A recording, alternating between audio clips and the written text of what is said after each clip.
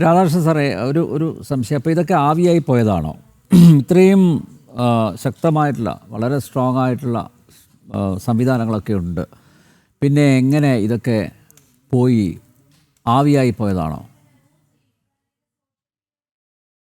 അല്ല, ഈ വക്കീൽ പറഞ്ഞ പോലെ ഈ HRA ആക്ടിലെ സെക്ഷൻ 32 അതാണ് ഒരു ഓഡിറ്റ്.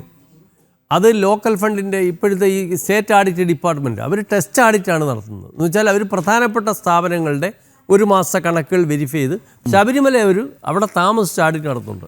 ബാക്കി എല്ലാ ഇൻസ്റ്റിറ്റ്യൂഷനും ടെസ്റ്റ് ആഡിറ്റാണ്.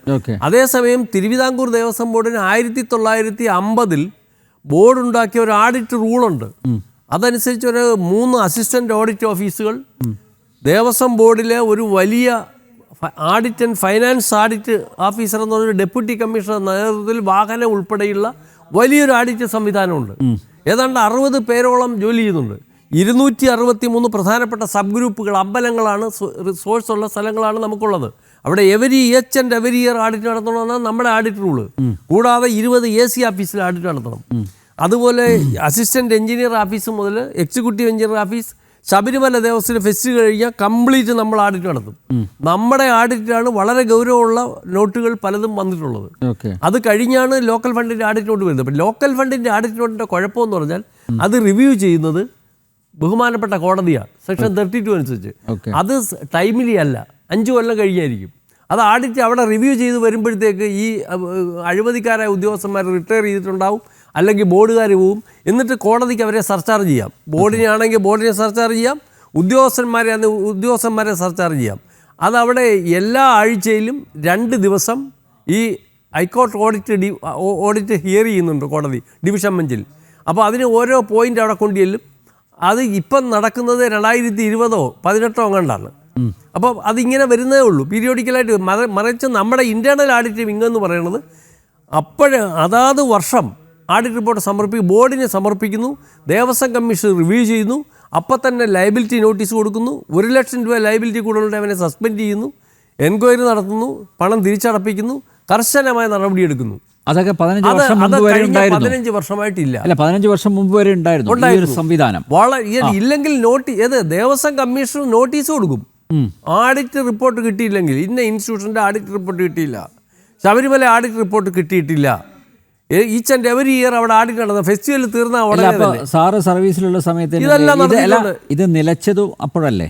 അത് കഴിഞ്ഞാണ് നിലച്ചത്. കാരണം ഇതിനകത്ത് കുറേ ഈ കാര്യങ്ങൾ അറിയാത്ത ഉദ്യോഗസ്ഥന്മാർ ഒരു സംഘം വന്നു, പിന്നെ കടുത്ത രാഷ്ട്രീയം വന്നു. ഇത് ആഡിറ്റിനകത്ത് ലയബിലിറ്റി ഉണ്ടെങ്കിൽ ഇപ്പം തന്നെ നിങ്ങളുടെ മുമ്പിൽ ഒരു പ്രധാനപ്പെട്ട വിഷയം ഞാൻ പറയാം. ഇവിടെ തിരുവല്ലം അമ്പലത്തിലെ ആഡിറ്റ് റിപ്പോർട്ട് വന്നു. ഈ ദേവസ്വം ബോർഡിലെ ഒരു സംഘടനയുടെ നേതാവ്, പ്രസിഡൻ്റാണ് അവിടെ ഇരുന്നത്. അയാൾക്ക് 10,56,000 ലയബിലിറ്റി വന്നു. അയാൾ അവിടുത്തെ ആഡിറ്റ് ഓഫീസ് സ്വാധീനിച്ച് വേറെ ഒരു ആഡിറ്റ് റിപ്പോർട്ട് ഒരു 15 പേജിന് ഉണ്ടാക്കി.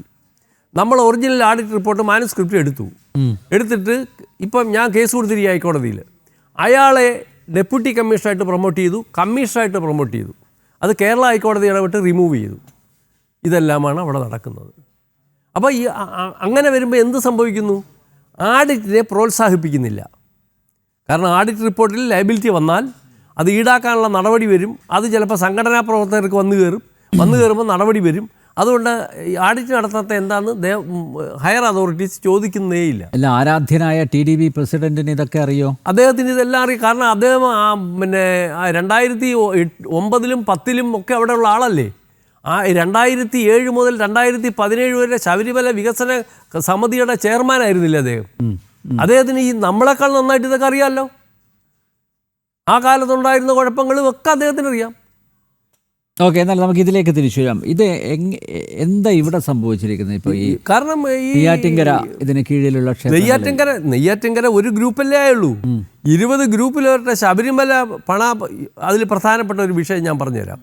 ഒന്ന്, ഓരോ ക്ഷേത്രങ്ങളിലും ഞാൻ പറഞ്ഞല്ലോ 4-ാം നമ്പർ രജിസ്റ്ററുണ്ട്. ഈ വിലപിടിച്ച ഉരുപ്പടികളുടെ ഒരു രജിസ്റ്ററുണ്ട്. ഒരാൾ ഒരു സബ് ഗ്രൂപ്പ് ഓഫീസറെ നിയമിക്കുമ്പോൾ, ആ സ്ഥലം മാറ്റി നിയമിക്കുമ്പോൾ അയാൾ അവിടെ ചെല്ലും. മുൻഗാമിയുടെ കയ്യിൽ നിന്ന് ഇതനുസരിച്ച് ചാർജ് മഹസർ തയ്യാറാക്കിയാണ് ചാർജ് ഏറ്റെടുക്കുന്നത്.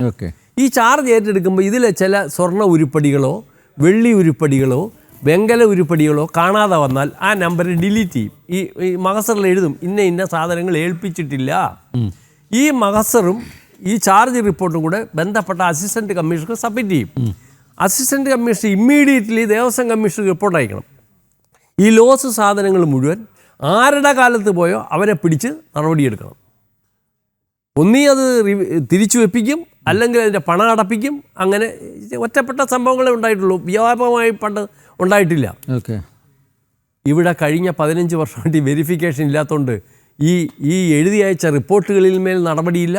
യവന്മാരെല്ലാം പോയ പലയിടത്തെയും വൻതോതിലുള്ള വാർപ്പുകളും ചെമ്പുകളും നഷ്ടപ്പെട്ടിട്ടുണ്ട്, തിരുവാഭരണങ്ങൾ നഷ്ടപ്പെട്ടിട്ടുണ്ട്.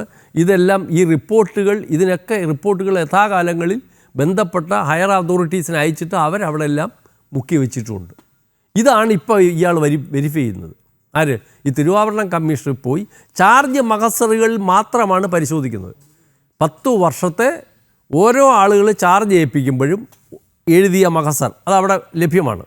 രണ്ടാമത്തെ ആൾ വന്നപ്പോൾ എടുക്കുക. അങ്ങനെ ഒരു 10 മഹസർ പരിശോധിക്കുമ്പോൾ പാരമ്പര്യമായിട്ട് എത്ര സാധനങ്ങൾ ലോസ് വന്നിട്ടുണ്ട്.